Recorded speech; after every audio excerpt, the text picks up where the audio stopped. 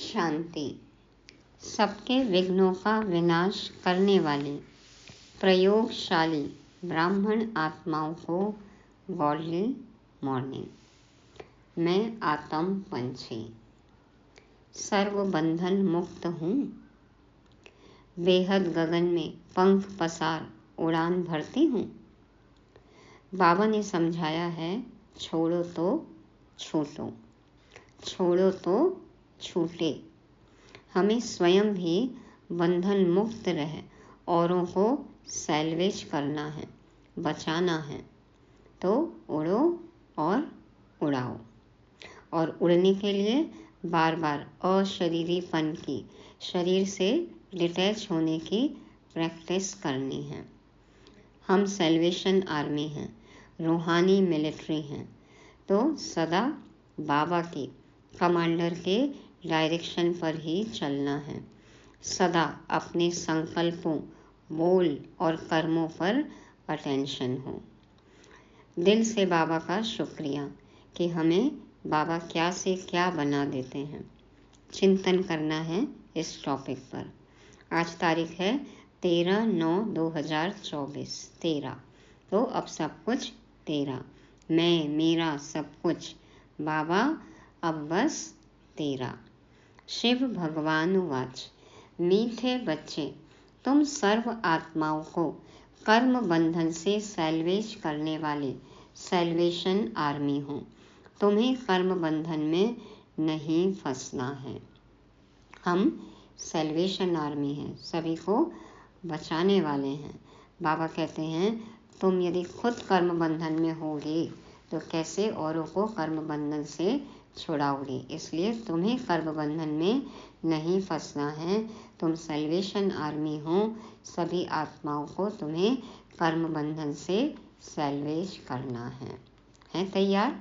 हाँ, तो salvation army तैयार है? तैयार हैं बाबा, हम सब तैयार हैं। प्रश्न, कौन सी प्रैक्टिस करते रहो तो आत्मा बहुत बहुत शक्तिशाली बन जाएगी? उत्तर में बाबा कहते, जब भी समय मिले तो शरीर से डिटैच होने की प्रैक्टिस करो।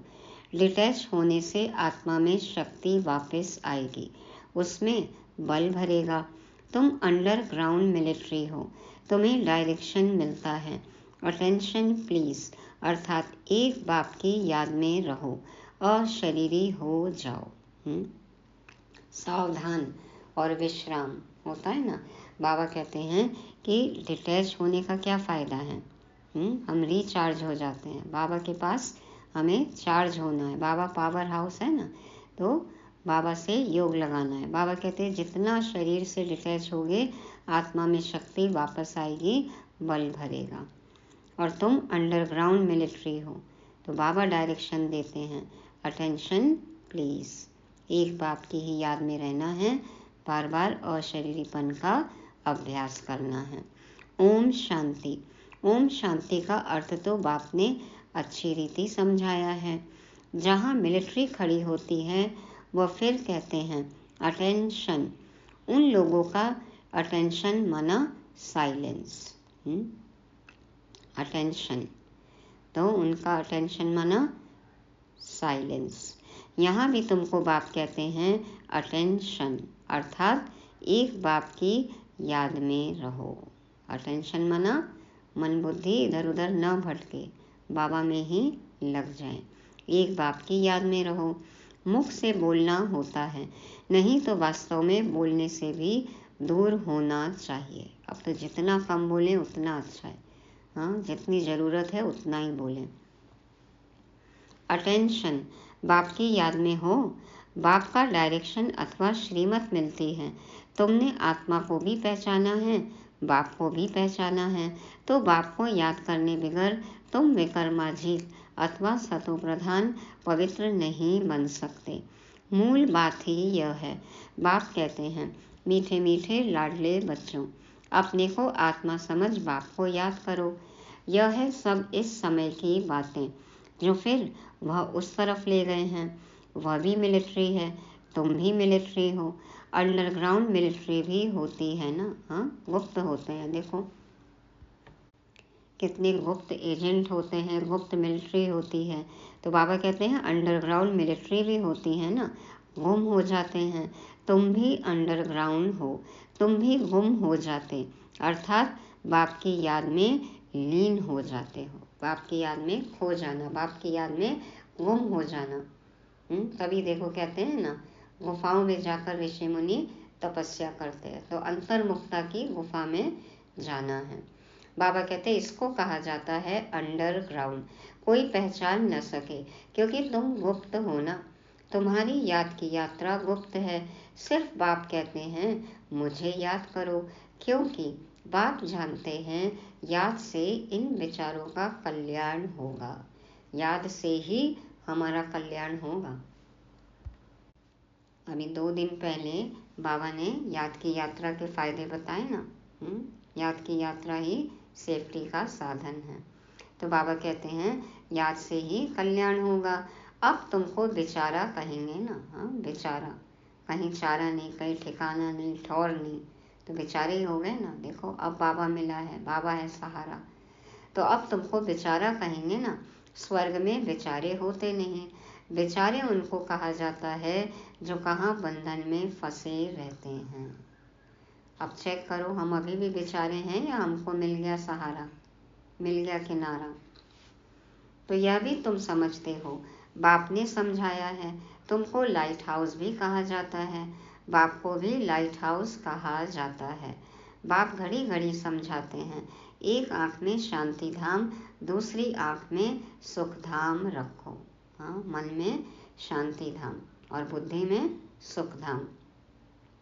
माना मन शांति धाम में, घर में, बाबा में लगा रहे, और बुद्धि में क्या याद रहे कि हमें वर्षा मिलने वाला है, स्वर्ग में हम जाने वाले हैं, सुख धाम में। तो तुम जैसे लाइट हाउस हो, उठते बैठते चलते तुम लाइट होकर रहो। हल्के भी रहना है, ज्ञान स्वरूप भी रहना है, औरों को भी रास्ता दिखाना है। सबको सुख धाम शांति धाम का रास्ता बताते रहो। इस दुख धाम में सबकी नैया अटक पड़ी है।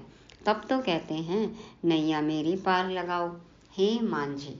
सबकी नैया फंसी पड़ी है, उनको सैल्वेज कौन करे? बाप खिवैया है, और बाबा कहते हैं तुम सैल्वेशन आर्मी हो, तुमको बचाना है, सबको सैल्वेज करना है। तो बाबा कहते हैं सबकी नैया फंसी पड़ी है, उनको सैल्वेज कौन करे? वह कोई सैल्वेशन आर्मी तो है नहीं, ऐसे ही नाम रख दिया है। वास्तव में सैल्वेशन आर्मी तो तुम हो, जो हर एक को सैल्वेज करते हो। सब 5 विकारों की जंजीरों में अटक पड़े हैं, इसलिए कहते हैं हमको लिबरेट करो, सैल्वेज करो, बंधन से छुड़ाओ, बचाओ। तो बाप कहते हैं कि इस याद की यात्रा से तुम पार हो जाएंगे, विषय सागर से क्षीर सागर में पहुंच जाएंगे, पार हो जाएंगे। अभी तो सब फंसे हुए हैं। बाप को बागवान भी कहते हैं। इस समय की ही सभी बातें हैं। तुमको फूल बनना है। अभी तो सब कांटे हैं, क्योंकि हिंसक हैं। एक दूसरे को देखो, चुभते ही रहते हैं, चुभाते ही रहते हैं, हिंसक हैं, काम कटारी चलाते हैं, स्थूल हिंसा भी करते हैं। तो अभी अहिंसक बनना है, पावन बनना है। जो धर्म स्थापन करने आते हैं वह तो पवित्र आत्माएं ही आती हैं, वह तो अपवित्र हो न सके। पहले पहले जब आते हैं तो पवित्र होने कारण उनकी आत्मा व शरीर को दुख मिल न सके, क्योंकि उन पर कोई पाप है नहीं। योग बल या सजा बल से सभी पवित्र होकर जाते हैं, फिर पहले आते हैं तो जीवन मुक्ति में।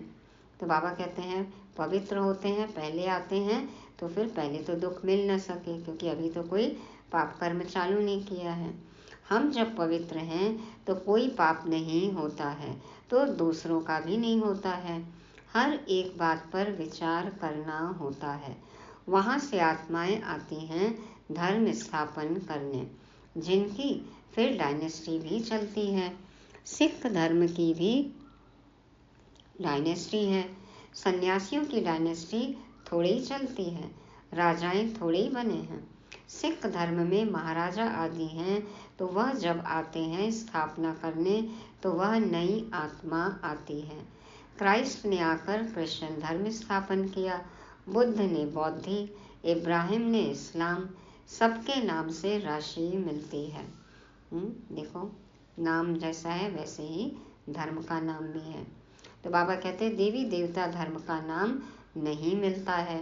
निराकार बाप ही आकर देवी देवता धर्म की स्थापना करते हैं, वह देहधारी नहीं है।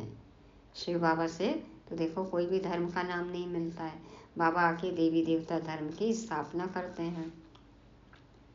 तो बाबा तो देहधारी नहीं है, और जो धर्म स्थापक हैं उनकी देह के नाम हैं, यह तो देहधारी नहीं।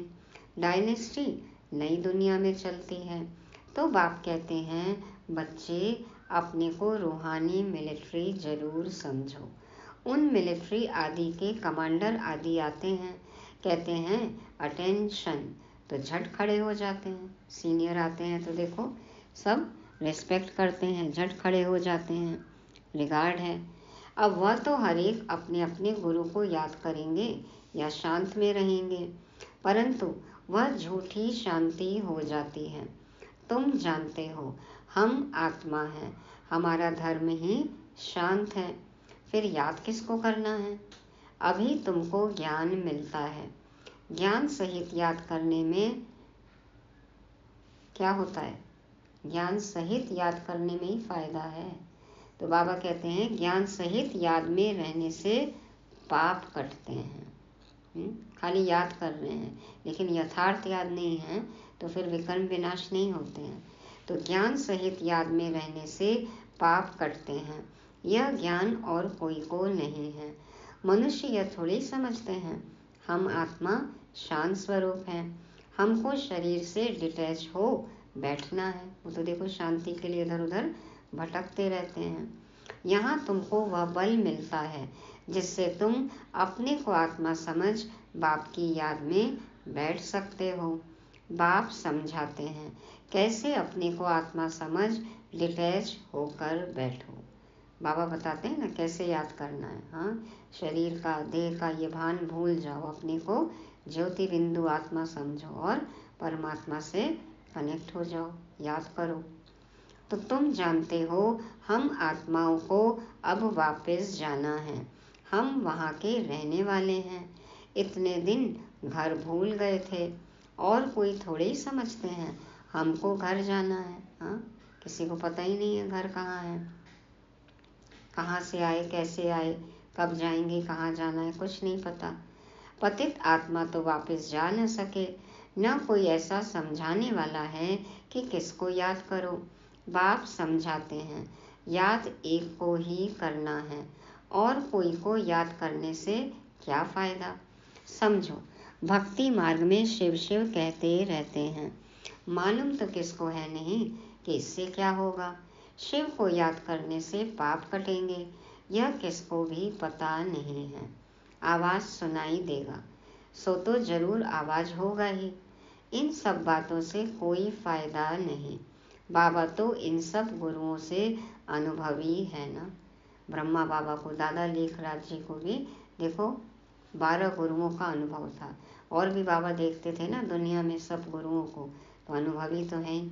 और शिव बाबा को तो सब कुछ पता है। तो बाबा कहते हैं शिव बाबा को याद करने से पाप कटेगा, यह किसी को भी नहीं पता है। आवाज़ सुनाई देगा सो तो ज़रूर आवाज़ हो गई।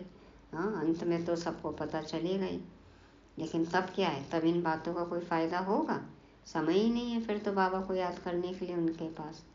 तो बाबा कहते हैं बाबा तो इन सब गुरुओं से अनुभवी है ना।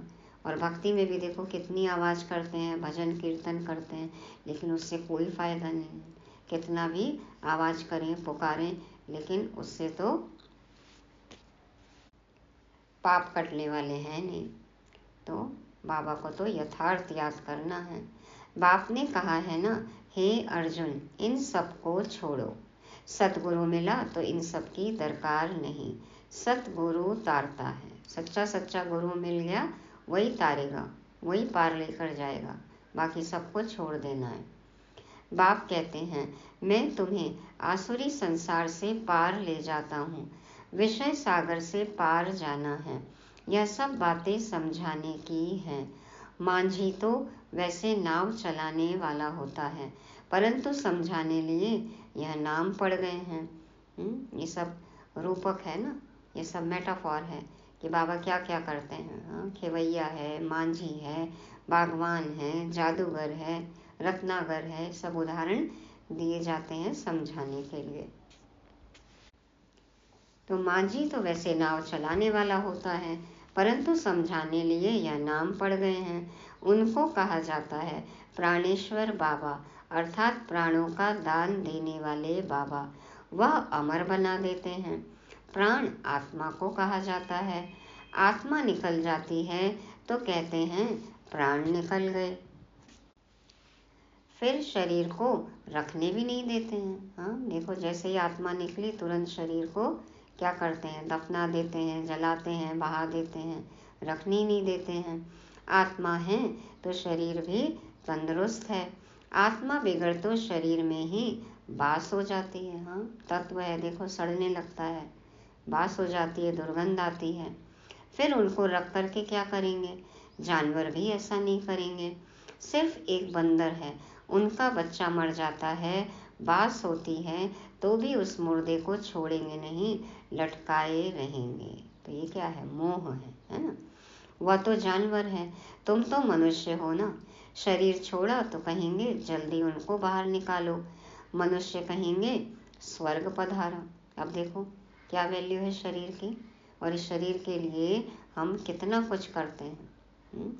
करना है, ध्यान रखना है, लेकिन ज़्यादा मोह नहीं हो। ज़्यादा मोह नहीं हो माना मोह तो नहीं होना चाहिए, लेकिन सार संभाल जरूरी है, लेकिन अति में नहीं जाना है। शरीर का तो धन्यवाद है ही, क्योंकि शरीर में ही हम हैं तो बाबा हमें मिले हैं। तो तन का भी शुक्रिया करना है, 5 तत्वों का भी धन्यवाद करना है, सकाश देना है। तो बाबा कहते हैं शरीर छोड़ा तो कहेंगे जल्दी उनको बाहर निकालो, मनुष्य कहेंगे स्वर्ग पधारा। जब मुर्दे को उठाते हैं तो पहले पैर शमशान तरफ करते हैं, फिर जब वहां अंदर घुसते हैं, पूजा आदि कर समझते हैं अभी यह स्वर्ग जा रहा है, तो उसे फिराकर मुंह शमशान तरफ कर देते हैं। माना पैर दुनिया की तरफ हो जाता है कि दुनिया को अब लात मारी, अब स्वर्ग जा रहे हैं, स्वर्ग की तरफ मुंह है।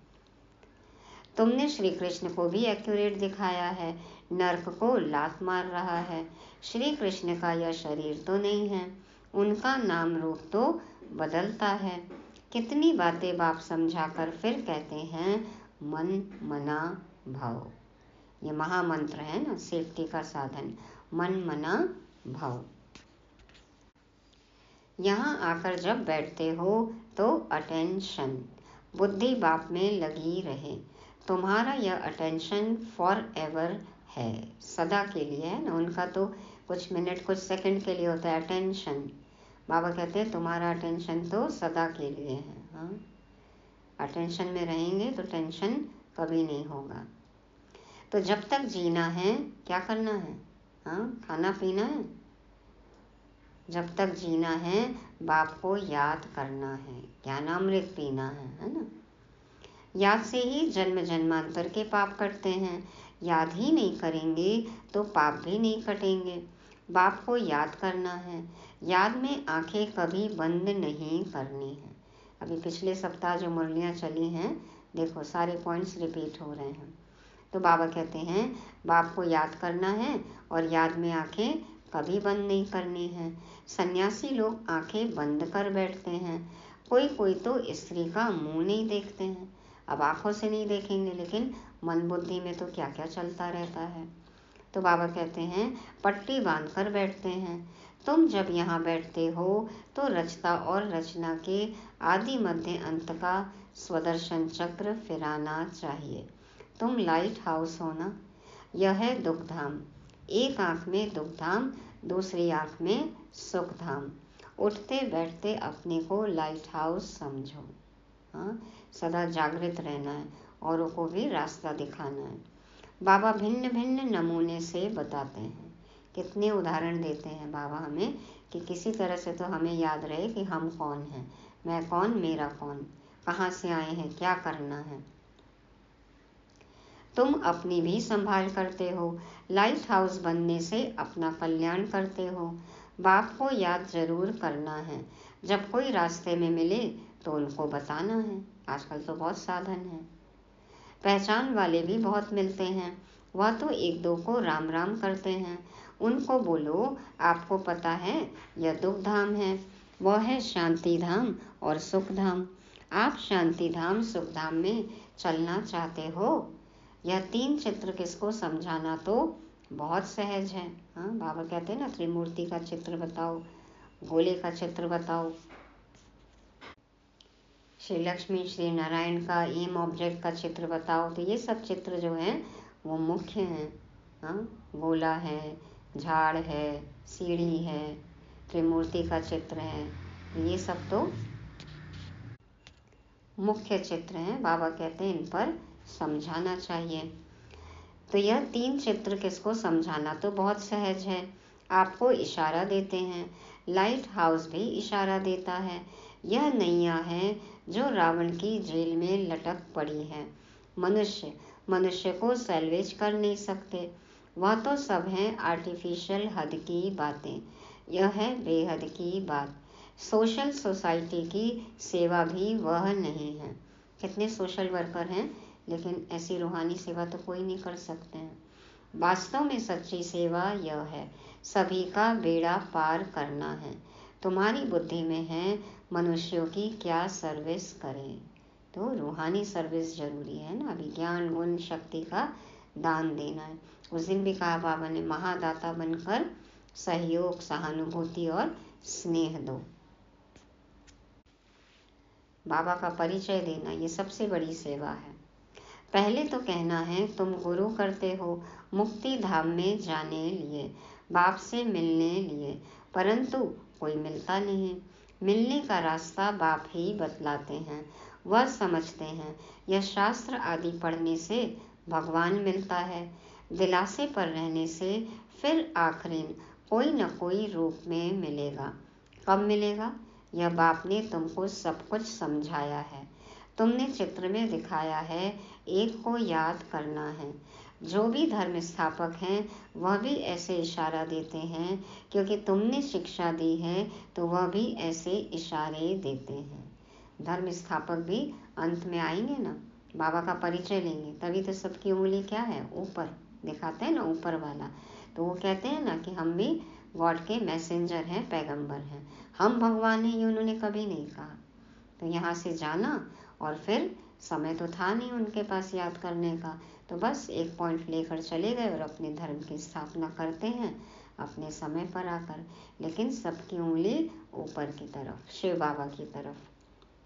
तो बाबा कहते हैं कि वो भी इशारा देते हैं, क्योंकि तुमने उनको शिक्षा दी है, तो वह भी ऐसे इशारे देते हैं। साहिब को जपो, वह बाप है सतगुरु। बाकी तो अनेक प्रकार की शिक्षाएं देने वाले हैं, उनको कहा जाता है गुरु। अशरीरी बनने की शिक्षा कोई जानते नहीं।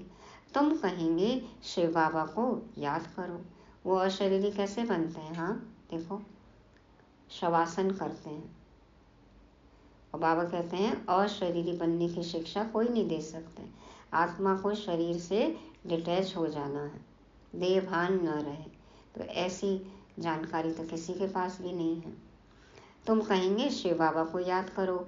वो लोग शिव के मंदिर में जाते हैं तो हमेशा शिव को बाबा कहने की आदत पड़ी हुई है, और किसको बाबा नहीं कहते हैं। परंतु वह निराकार तो नहीं है। हाँ, और किसको बाबा नहीं कहते हैं, परंतु वह निराकार तो नहीं है। और जिनको बाबा कहते हैं देहधारी गुरुओं को, वो निराकार तो है नहीं, और कोई देवी देवता को बाबा नहीं कहेंगे। तो बाबा कहते हैं परंतु वह निराकार तो नहीं है, शरीरधारी है। जिन गुरुओं को भी बाबा कहते हैं वो सब तो शरीरधारी हैं। शिव तो है निराकार, सच्चा बाबा, वह तो सबका बाबा हुआ। सब आत्माएं अशरीरी हैं। सब कुछ देखो यहाँ से चालू हुआ ना। तो बाबा कहते हैं मुझे बाबा कहो, मुझे याद करो। तो भक्ति में भी सब बाबा देखो अपने आप को कहलाने लग गए कि हम बाबा हैं, हम बाबा हैं, ये बाबा वो बाबा, कितने बाबा हैं अभी। तुम बच्चे यहाँ जब बैठते हो तो इस धुन में बैठो। तुम जानते हो कि हम कैसे फंसे हुए थे। अब बाबा ने आकर रास्ता बताया है। बाकी सब फंसे हुए हैं, छूटते नहीं। सजाएं खाकर फिर सब छूट जाएंगे। तुम बच्चों को समझाते रहते हैं, मोचरा खाकर थोड़े ही मानी लेनी है। हाँ, सजा खाकर थोड़ी कोई छोटा मोटा पद लेना है। मोचरा माना जूती, तो जूता खाकर मानी रोटी माना थोड़ा सा कुछ मिल जाए तो ये थोड़ी चाहिए हमको। मोचरा बहुत खाते हैं तो पद भ्रष्ट हो जाता है। मानी माना रोटी कम मिलती है। थोड़ा मोचरा तो मानी अच्छी मिलेगी। थोड़ा सजा खाया तो फिर मानी अच्छी मिलेगी कहते हैं। तो यह है कांटों का जंगल। तो हमें तो सजा नहीं खानी ना, हमें मोचरा नहीं चाहिए। हम तो योग बल से अपने पापों को भस्म करेंगे। ज्ञान योग धारणा सेवा करके ऊंच पद पाएंगे। तो बाबा कहते हैं यह है कांटों का जंगल। सब एक दो को कांटा लगाते रहते हैं, दुख देते हैं ना। स्वर्ग को कहा जाता है गार्डन ऑफ अल्लाह। हम हैं बाबा के बगीचे के फूल। क्रिश्चियन लोग भी कहते हैं पैराडाइज था। क्राइस्ट से 3000 साल पहले पैराडाइज था। कोई समय साक्षात्कार भी कर सकते हैं। हो सकता है यहाँ के धर्म वाला हो जो फिर अपने धर्म में आ सकते हैं। बाकी सिर्फ देखा तो इसमें क्या हुआ। देखने से कोई जा नहीं सकते, जबकि बाप को पहचाने और नॉलेज ले। कुछ साक्षात्कार हो गया लेकिन ज्ञान योग धारणा सेवा नहीं है तो फिर स्वर्ग में तो जा नहीं सकते हैं। सब तो आ न सके। देवताएं तो वहाँ बहुत थोड़े होते हैं। अभी इतने हिंदू हैं, असल में देवताएं थे ना, परंतु वह थे पावन। यह हैं पतित। पतित को देवता कहना शोभेगा नहीं। इसीलिए देखो अपने आप को देवता सोच भी नहीं सकते अभी। तो यह एक ही धर्म है जिसे धर्म भ्रष्ट कर्म भ्रष्ट कहा जाता है। आदि सनातन हिंदू धर्म कह देते हैं। देवता धर्म का कॉलम ही नहीं रखते। सोच में भी नहीं है ना, सोच भी नहीं सकते कि हम देवी देवता धर्म के, हम देवी देवता, इसलिए कॉलम ही नहीं है। हम बच्चों का मोस्ट बिलीवेड बाप है जो तुमको क्या से क्या बना देते हैं। तुम समझा सकते हो कि बाप कैसे आते हैं, जबकि देवताओं के पैर भी पुरानी तमो प्रधान सृष्टि पर नहीं आते तो फिर बाप कैसे आएंगे। बाप तो है निराकार, उनको तो अपना पाँव है नहीं, इसलिए इनमें प्रवेश करते हैं। बाबा निराकार हैं इसलिए साकार ब्रह्मा तन में प्रवेश करते हैं। उनके अपना पाँव नहीं है। अपना पाँव होता बाबा को तो बाबा बाबा होते क्या? हाँ, भगवान होते? सोचने का विषय है। तो बाबा कहते हैं बाप तो है निराकार, उनको तो अपना पाँव है नहीं, इसलिए इनमें प्रवेश करते हैं। अब तुम बच्चे ईश्वरीय दुनिया में बैठे हो, वह सब हैं आसुरी दुनिया में। हाँ, बैठे तो हम हैं ईश्वरीय दुनिया में, बुद्धि कहाँ है, चेक करना है। यह बहुत छोटा संगम युग है। तुम समझते हो हम न दैवी संसार में हैं न आसुरी संसार में हैं। हाँ, मन बुद्धि कहाँ है अभी, संगम पर। शरीर तो अभी पुरानी दुनिया में है ना, लेकिन मन बुद्धि नई दुनिया में। तो हम ईश्वरीय संसार में हैं। बाप आए हैं हमको घर ले जाने के लिए।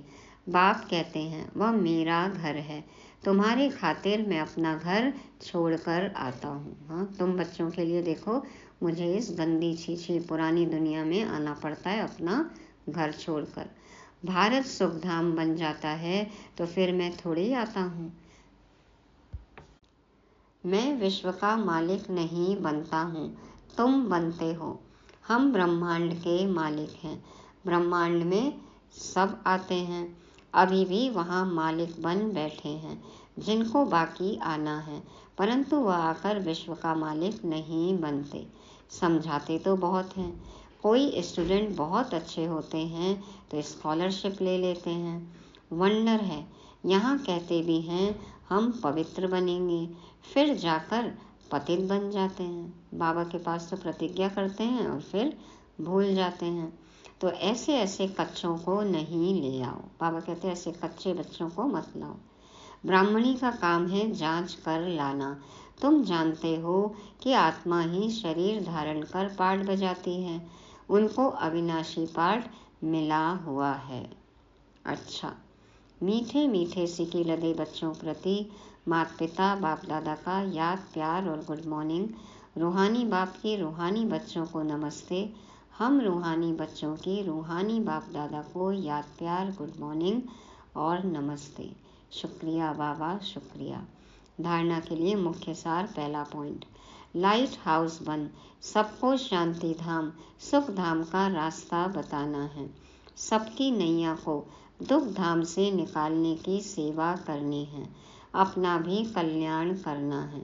दूसरा, अपने शांत स्वरूप स्थिति में स्थित हो शरीर से डिटैच होने का अभ्यास करना है। याद में आंखें खोलकर बैठना है। बुद्धि से रचता और रचना का सिमरण करना है। वरदान है, अपने संकल्पों को शुद्ध ज्ञान स्वरूप और शक्ति स्वरूप बनाने वाले संपूर्ण पवित्र भव। अपने संकल्पों को शुद्ध ज्ञान स्वरूप और शक्ति स्वरूप बनाने वाले संपूर्ण पवित्र भव। बाप दादा समझाते हैं, बाप समान बनने के लिए पवित्रता का फाउंडेशन पक्का करो। बाबा है पवित्रता का सागर और हमें बाप समान बनना है तो पवित्रता का फाउंडेशन पक्का करना है। फाउंडेशन में ब्रह्मचर्य व्रत धारण करना, ये तो कॉमन बात है। सन्यासी भी पवित्र रहते हैं, ब्रह्मचर्य का पालन करते हैं। सिर्फ इसमें खुश नहीं हो जाओ, दृष्टि वृत्ति की पवित्रता को और भी अंडरलाइन करो। दृष्टि वृत्ति की पवित्रता को और भी अंडरलाइन करो। हमारी दृष्टि कैसी है? रूहानी दृष्टि है सबके प्रति। वृत्ति कैसी है? संकल्प कैसे, हमारे सोच विचार कैसे हैं? तो बाबा कहते हैं पवित्रता को, दृष्टि वृत्ति की पवित्रता को अंडरलाइन करो। साथ साथ अपने संकल्पों को शुद्ध ज्ञान स्वरूप शक्ति स्वरूप बनाओ। हमारे संकल्प स्वप्न भी क्या हो? शुद्ध हो। संकल्प कैसे हो? ज्ञान स्वरूप हो। ज्ञान के बारे में ही सोचें। बाबा जो हमें ज्ञान के पॉइंट्स देते हैं उसी का हम विचार सागर मंथन करें, वही विचार चले और शक्ति स्वरूप हो, शक्तिशाली संकल्प हो। जो सोचे वो फलीभूत हो, जैसा सोचे शुद्ध वैसे ही कर्म हो। तो दृष्टि वृत्ति की पवित्रता को और भी अंडरलाइन करो। साथ साथ अपने संकल्पों को शुद्ध ज्ञान स्वरूप शक्ति स्वरूप बनाओ। संकल्प में अभी बहुत कमजोरी है। सुना बाबा क्या कह रहे हैं? बच्चों के संकल्प में अभी बहुत कमजोरी है। इस कमजोरी को भी समाप्त करो, तब कहेंगे संपूर्ण पवित्र आत्मा। संकल्प हमारे बहुत कमजोर हैं, तो कहाँ से बने अभी संपूर्ण पवित्र आत्मा? कैसे बनेंगे बाप समान? तो संकल्पों पर पूरा पूरा अटेंशन हो। और कमजोरी दूर करने के लिए क्या करते हैं? टॉनिक पीते हैं। कहाँ से मिलेगा टॉनिक हमें? संकल्प कैसे शुद्ध होंगे, शक्तिशाली कैसे होंगे? मुरली से। तो मुरली रोज पढ़नी है, सुननी है, विचार सागर मंथन करना है और हमारे संकल्प शुद्ध होते जाएंगे। शुद्ध संकल्पों का भोजन मुरली। कितनी बार करते हैं भोजन?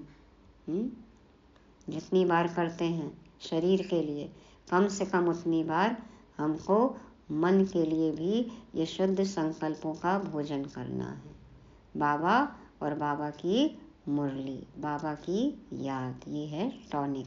इससे ही आत्मा की कमजोरी दूर होगी और हम बन जाएंगे संपूर्ण पवित्र आत्मा, बाप समान। स्लोगन, दृष्टि में सबके प्रति रहम और शुभ भावना हो तो अभिमान व अपमान का अंश भी नहीं आ सकता। दृष्टि में सबके प्रति रहम और शुभ भावना हो तो अभिमान व अपमान का अंश भी आ नहीं सकता। अपमान कब महसूस होता है? जब अभिमान हो। और अभिमान है तो अपमान जरूर महसूस होता है। तो सबके प्रति शुभ भावना हो, रहम की दृष्टि हो, तो फिर अपमान भी अनुभव नहीं होगा। किसी ने कुछ भी बोला, निंदा किया, अपमान किया, लेकिन सबके प्रति रहम हो, सबके प्रति शुभ भावना हो, आत्मिक दृष्टि हो, रूहानी दृष्टि हो। तो ये थी आज की मुरली। क्या याद रखेंगे? आज के शब्द, पहला कर्म बंधन मुक्त, कर्म बंधन मुक्त। दूसरा अशरीरीपन। तीसरा सैल्वेशन आर्मी। चौथा शुद्ध शक्तिशाली संकल्प। और पांचवा रहम और शुभ भावना।